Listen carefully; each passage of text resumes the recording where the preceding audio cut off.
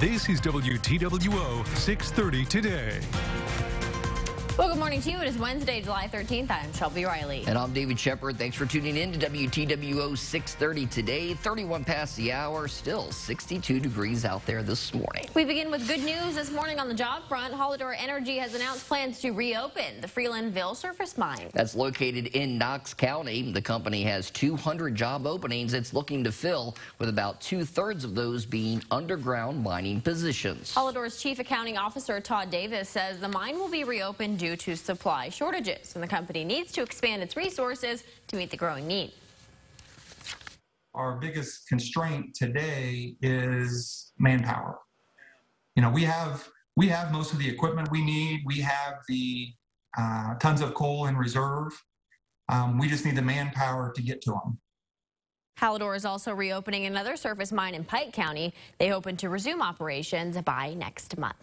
And we're following breaking regional news this morning. Police in Indianapolis have found 4 bodies believed to be the missing man and his 3 children. An adult male was found dead last night in a lake where a man and his 3 children were last seen. That lake is located in South Indianapolis. Now, overnight, the search crews found Mormon's vehicle with 3 young children inside. They were all deceased. Family members and volunteers have been searching for Mormon and his children since they disappeared last week. We are still working to get more information, and we will continue to update you throughout the day. And one person was taken to the hospital after a wreck Monday night on State Road 63. It happened just before 6 p.m. in the northbound lanes just south of County Road 1780 South. Indiana State Police Sergeant Matt Ames says the vehicle was pulling an empty horse trailer. Ames says the trailer's back tires left the road, causing the vehicle to follow. It went down a ravine and rolled. He says the driver was okay and a passenger suffered non-life-threatening injuries. Man, 3 Duke Energy workers were hit by a vehicle Tuesday in Putnam County. It happened just before 10 a.m. on County Road 800 West. That's north of US 40. According to the Putnam County Sheriff's Office, witnesses saw a car traveling at a high rate of speed as it came over the crest of a hill. The Sheriff's Office says the car hit a Duke Energy truck, then lost control, hitting the 3 workers who were behind a second truck. The driver and the workers went to the hospital to be checked out. The crash remains under investigation. The Indiana Department of Transportation is considering the removal of a bridge in Vigo County. The public will get the chance to give their input later on this month. The project proposes removing the North Clinton Street Bridge over US 41 northbound, constructing a new at-grade intersection at North Clinton Street and US 41 northbound, and modifying the roadway between Budd Road and Evans Avenue along US 41. A public hearing on the proposal will be held on July 20th at Northside Bingo. That's located at 7339 North Clinton Street. Doors will be open at 5:30 with the presentation starting at 6:30. You can get more information about the project on our website. That's mywabashvalley.com.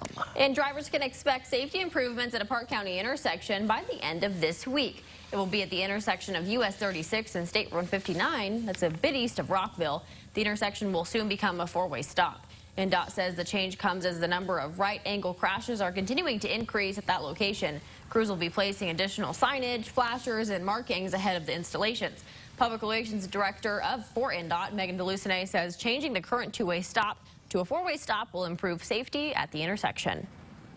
In the past 3 years, there have been 11 right-angle crashes through that intersection, and through researching, analyzing that data, our team has decided that a 4-way stop is the best way right now to improve safety.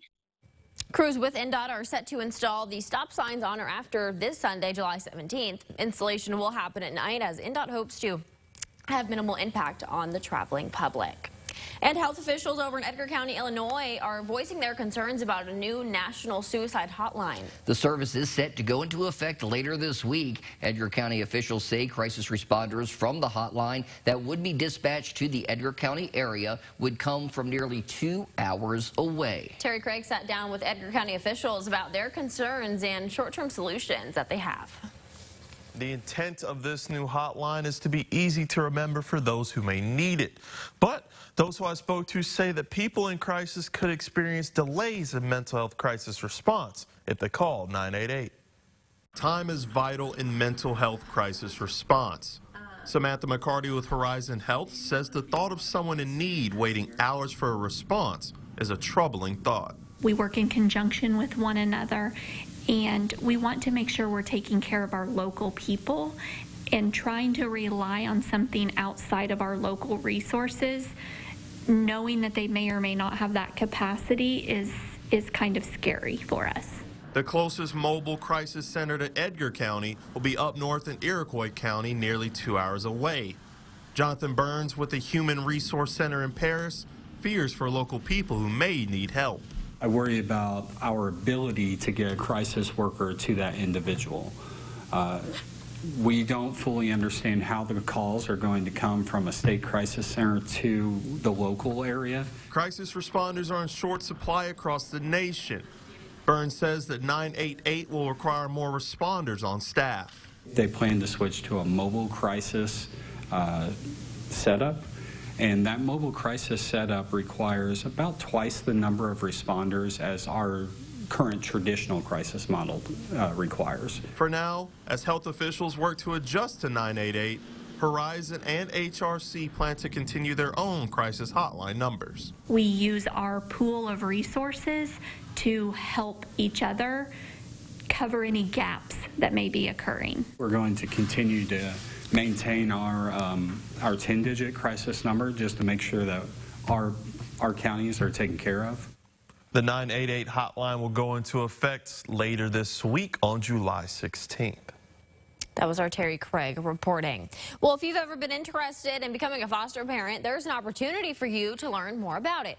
The Villages is a local foster care agency. It's hosting an informal foster parent information session this evening.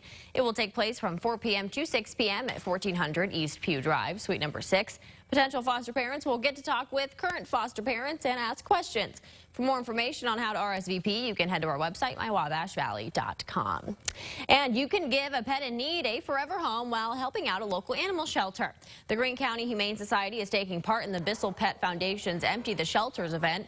Now through the end of the month, the shelter is offering reduced adoption fees. You can adopt a dog for $50, a kitten for $25, and the adoption fee for adult cats is $0.